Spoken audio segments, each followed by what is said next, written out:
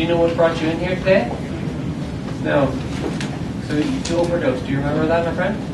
No?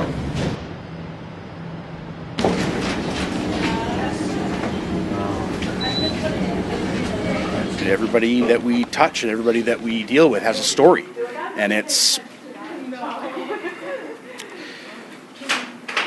difficult to hear some of these stories. There are people that are using drugs on the downtown east side are regular people. There's somebody's daughter, there's somebody's son, somebody's mother, somebody's father, etc., etc. The paramedics bring patients to us and they have to triage, and that's a process that takes time. The triage nurse often will see the patient, get a set of vital signs, and then put them in order to be seen, but the majority of the care is done by the paramedics, often in that triage hallway. I'm just going to give you a little shot in your arm here.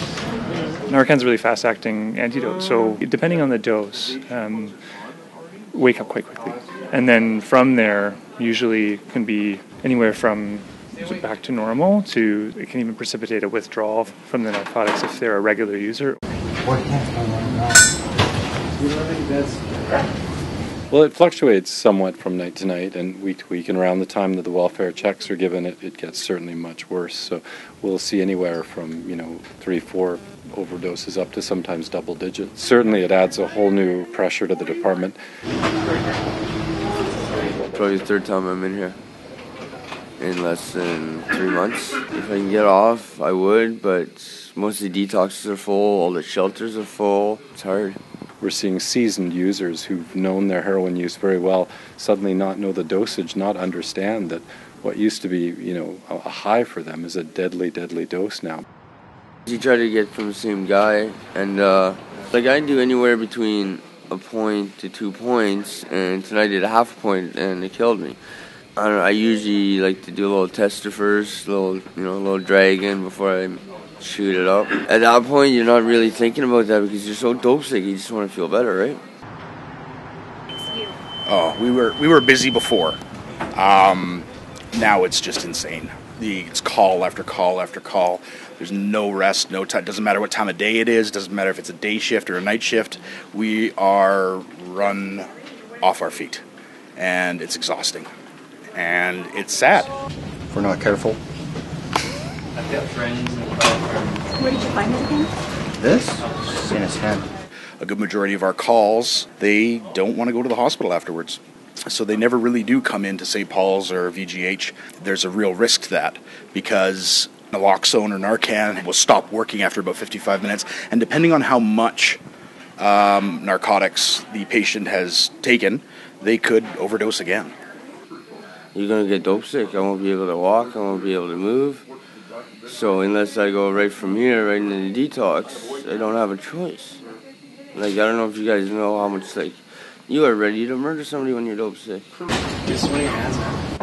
Because they've had the antidote, their vital signs have normalized, they're awake, they're protecting their own breathing and their airway. So as far as a patient that we need to get to, sometimes they fall down the list a little bit. And unfortunately in this group of patients, because sometimes they're either now in withdrawal from narcotics or they just aren't interested in being in a hospital setting, that does give them enough time to actually leave before they're seen by a nurse or a physician.